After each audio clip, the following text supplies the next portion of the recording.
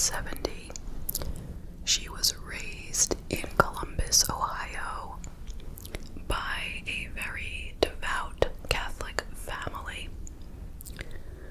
She was said to be a very moral person, very sweet, very energetic, fun to be with, outgoing.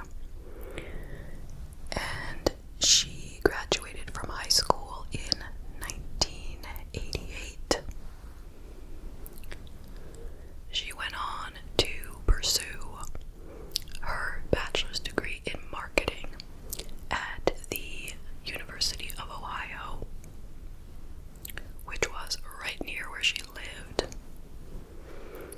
And the summer before she started college, she got herself a job at the local swim club. She worked at the front desk. And it was there that she met Greg Williams. He also worked there. He was 7 years older than Michelle. And let me just step back and tell you a little bit about him. He was born in 1963. He was always an ambitious person. After he finished high school, he joined the Marines for, I think, 4 years. And then he came back and enrolled in college at the State University of Ohio, the same school as Michelle. And he was interested in pursuing a degree in accounting. His dream was to become a CPA and work for one of those big accounting firms. But he needed to work all the way through college in order to pay for his tuition. So that's part of why he was working at the swim club. He had been a competitive swimmer all through school, and he got a job as a swim coach at the swim club.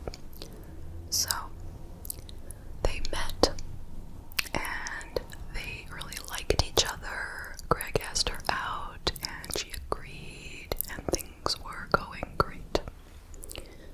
They became completely inseparable over the next few years. And they decided that they would wait to get married until she finished her degree in marketing. So he graduated in 1991 with his degree, and he got himself a wonderful job in Denver, Colorado, working for Deloitte and Touche, which is a very big firm.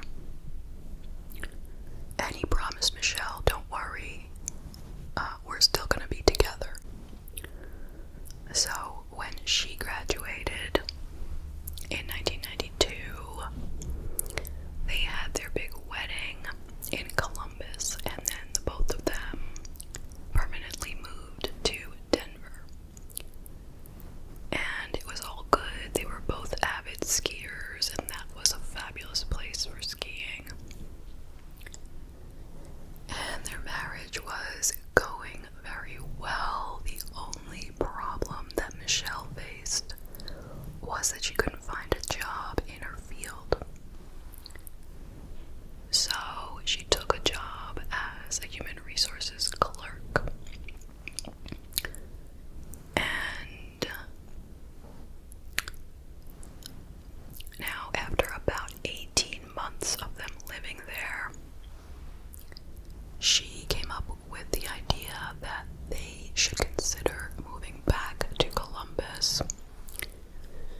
And he took well to the idea.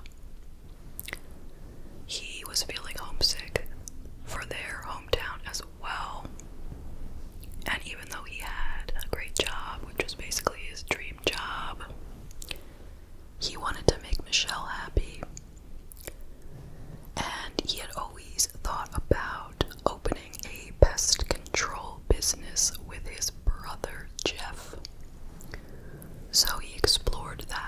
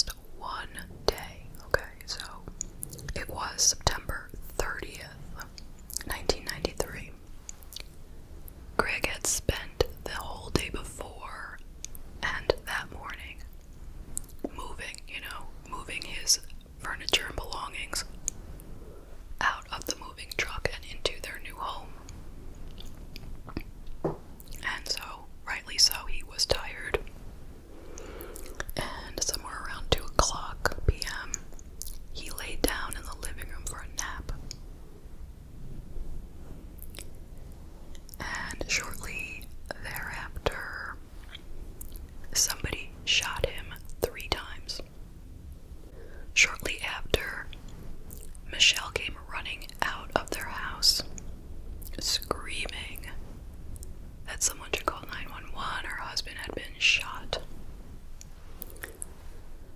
So the neighbors called 911. He was rushed to the hospital, but sadly, he died. So the police took Michelle down to the station just to talk to her about what she had seen. Now her mother went with her, and of course she was very tearful. She was crying, she was sobbing, and she told them that she was in the kitchen doing some unpacking, and somebody came in and just shot her husband and then turned around and ran out the door. She said that this person did not see her, but she saw him enough to say that he was white. He looked like a maintenance man with a tool belt. So they got a sketch artist to draw up a composite based on what she had explained. So they asked, was there anyone who might want to hurt Greg? Because nothing had been stolen. And this was not a typical scenario that the police often saw, so they felt it was a little suspicious. Usually someone doesn't just come in, shoot you, and then leave. You know, not a complete stranger who doesn't take anything. And if they had come to rob the house, then they probably would have looked to find Michelle, taken care of her, and then, done the robbery.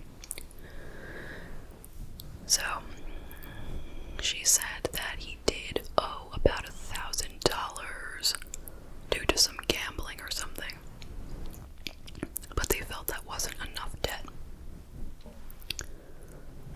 So she really didn't have any more leads for them, and they said to her, just to clear your name, can we take a gun shot powder residue test on your hands?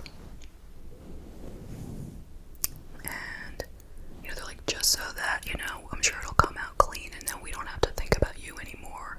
Not like we're thinking about you, that kind of, they were making her feel like they didn't suspect her. So she said, okay. And then the police officer left the room, and she was alone with her mother. She was very, very nervous. She was wiping at her hands and saying, oh no, what if there's residue on my hands?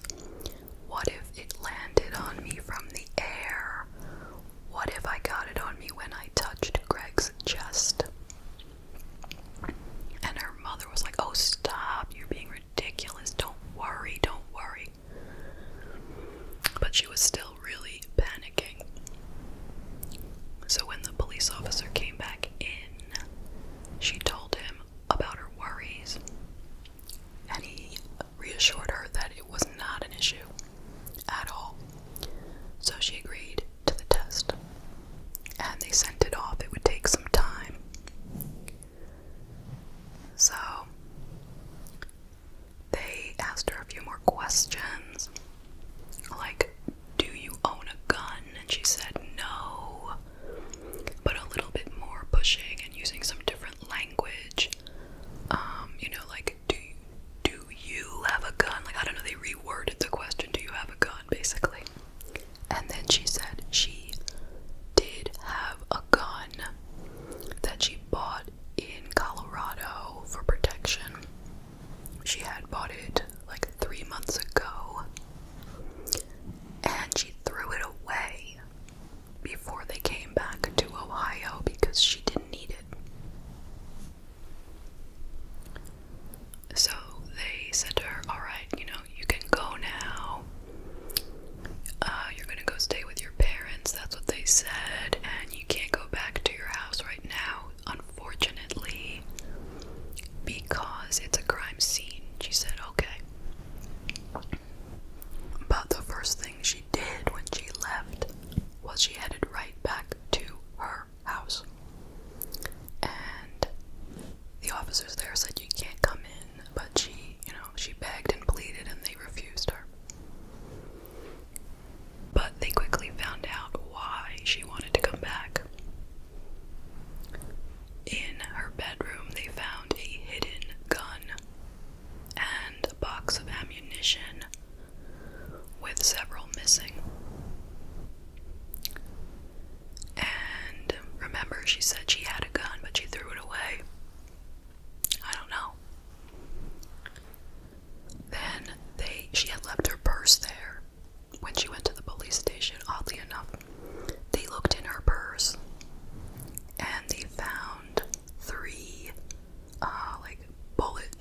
shells. Is that the correct term? So, that didn't look good. They found a gun, they found the shells. All goes off to the lab. Also in her bag, they found a note that she had written to a man in Denver,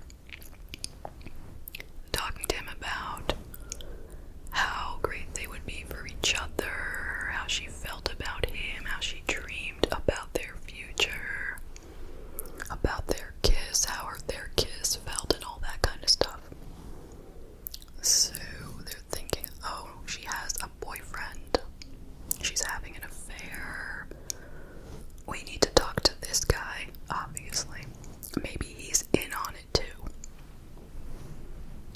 So they travel to Colorado to interview this guy.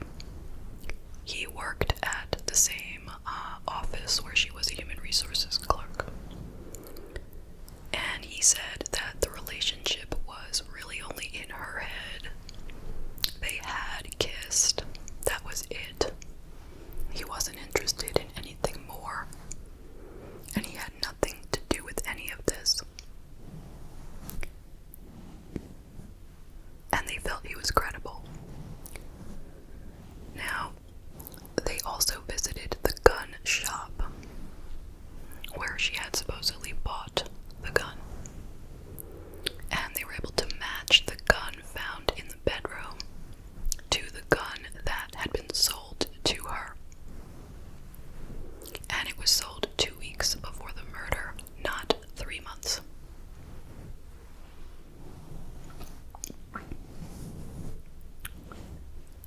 Also, they found out that at Greg's job, the one he had just left at Deloitte & Touche, he had a life insurance policy there for $300,000. And get this, since he had left the job, he wasn't going to get to keep, these benefits.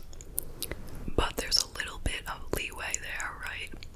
It was to expire at the end of the month, which was September 30th.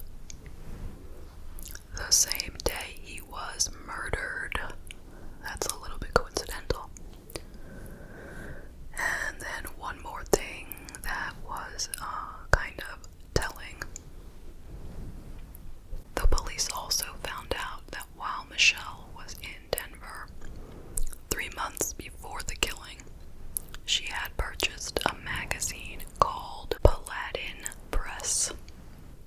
This magazine explained how to change identities, use poisons, and killing techniques.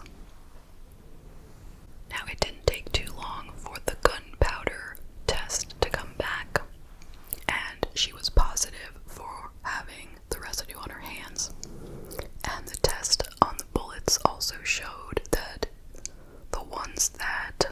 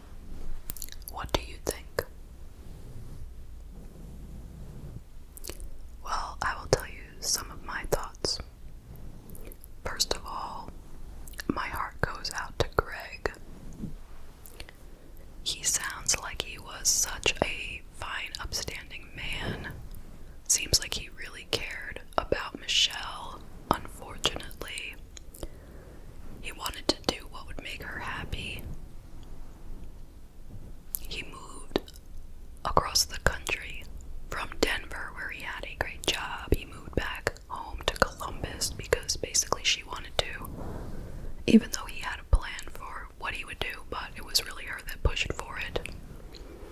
And it seems like he just wanted to please her. And then he's not even there for a day and she kills him. It seems so senseless. And over $300,000. Such a bizarre plan.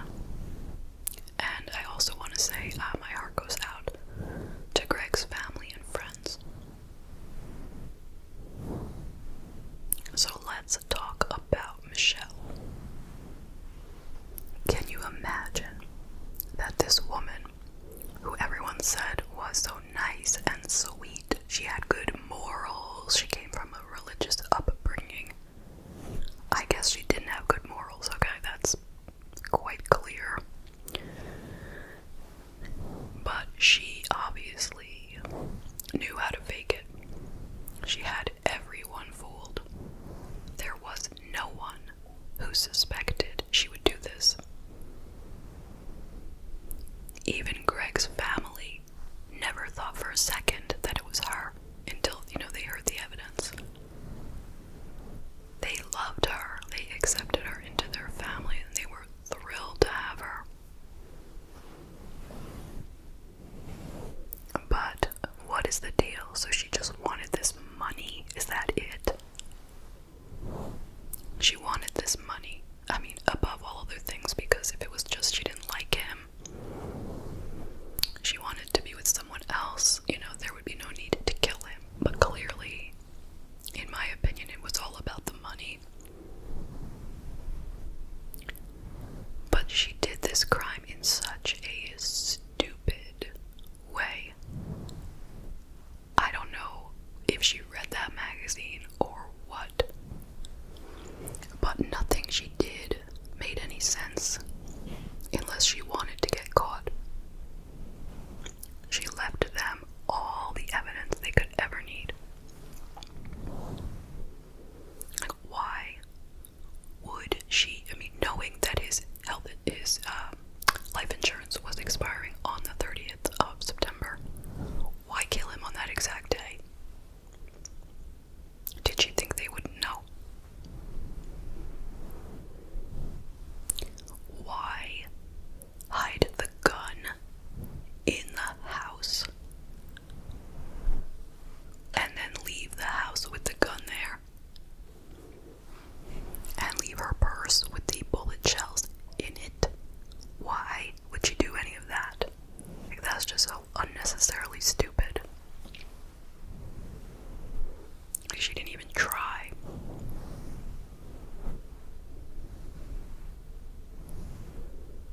But I guess I'm glad she was that stupid, because it helped them to bring justice to the case, They didn't have to work too hard to get the information.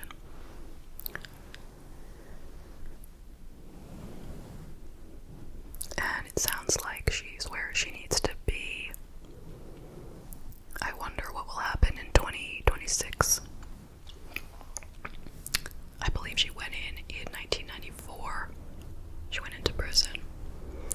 So it will be over 30 years by 2026.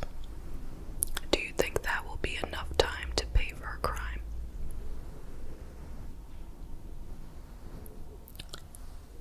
I don't know. Do I think she could have changed? Anything is possible.